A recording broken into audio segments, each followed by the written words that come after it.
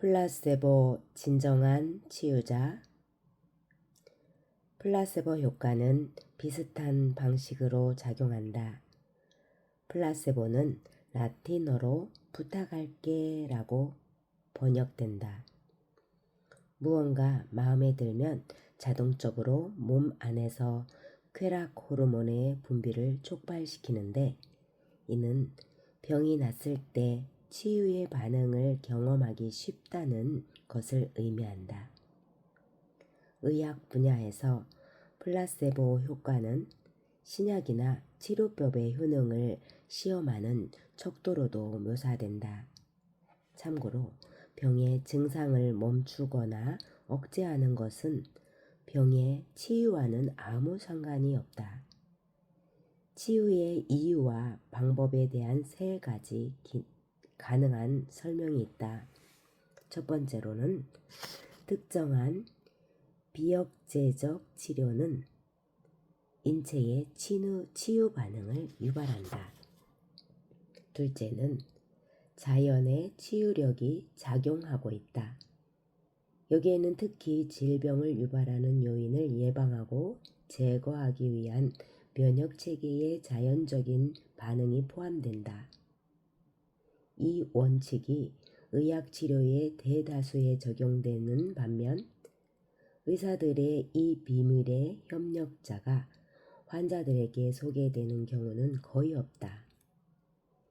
인간이라는 유기체는 그것이 감염과 신체적 상해를 다룰 때 보여주는 비범한 능력에 대해 거의 칭찬을 받지 못한다. 치유 전문가의 성공 뒤에는 신체에 놀라운 치유 능력이 있다. 많은 경우에 종족, 약물이나 외과적 치료 절차의 부작용에도 불구하고 치유가 일어난다. 인체의 치유 반응이 없다면 최첨단의 의료 기술이나 전문 지식도 아무 쓸모가 없을 것이다. 세 번째로는 플라세보 효과는 치유 반응을 유발한다. 정통의학은 위약을 심리적 이유만으로 환자를 만족시키기 위해 투여하는 불활성 물질로 정의했다. 그러나 이 정의는 더 이상 정확하거나 충분하다고 여겨지지 않는다. 플라세보 효과는 약물을 포함하지 않은 절차나 알약으로도 일어날 수 있는 만큼 불활성이 아닌 물질을 투여한 결과로도 발생할 수 있다. 플라세보 효과는 설탕, 알약이나 가짜 약일 수도 있는 약물에 대한 환자의 믿음이 고통을 멈추게 하고 심지어 병을 치료하는 힘도 가지고 있음을 암시한다. 특정 치료에 대한 기본적인 신뢰나 약사에 대한 신뢰도 위약처럼 작용할 수 있다. 대조군에 적용되는 위약을 포함하지 않는 한 이 연구 결과는 유효하거나 과학적인 것으로 간주되지 않는다. 약을 이용한 치료 성공률이 위약의 성공률보다 높을 때 그 약은 효과성 검사를 통과한다. 과거에 플라세보 효과는 관상동맥 우회술과 암 방사선 치료를 연구하는 데까지 이용되었다.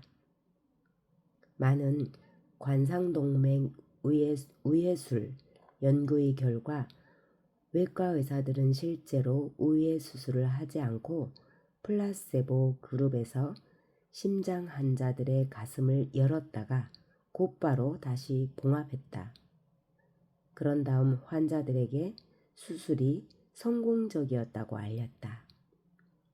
일부 플라세보 그룹 환자들은 가슴 통증이 완화되었다는 것을 경험했다고 확인했다. 실제 우회 수술을 받은 심장병 환자들도 통증 완화를 보고했다. 우회 수술 그룹의 성공 비율이 플라세보 그룹보다 높으면 우회 수술은 가슴 통증을 완화시키는 효과적인 방법으로 간주된다. 협심증 환자들을 대상으로 세심하게 통제된 초기 연구는 진짜 수술을 받은 환자 8명 중 5명과 엉터리 수술만 받은 환자 9명 중 5명이 나중에 훨씬 나아진 것으로 나타났다. 엉터리 수술을 받은 환자 중 2명은 체력과 지구력이 놀라울 정도로 향상되는 경험을 하기도 했다. 매우 회의적인 연구자 그룹은 18명이 다른 환자 그룹을 대상으로 같은 실험을 반복했다. 환자와 심장 전문의의 모두 누가 실제로 그 수술을 받았는지 알지 못했다. 실제 수술을 받은 환자 13명 중 10명, 엉터리 수술 환자 5명 중 5명이 크게 호전됐다는 결과가 나왔다. 이 실험은 플라세보 효과가 신체의 치유 반응과 결합하면 실제로 성공적인 수술로 이어질 수 있음을 보여주었다. 수술은 다른 치료법들과 마찬가지로 환자에게 플라세보 효과를 보일 수 있으며 플라세보 효과보다 큰 이점이 없어 보인다. 그러나 엉터리 수술을 하고 건강에 해로운 생활을 계속하는 것은 매우 현명치 못한 일이다.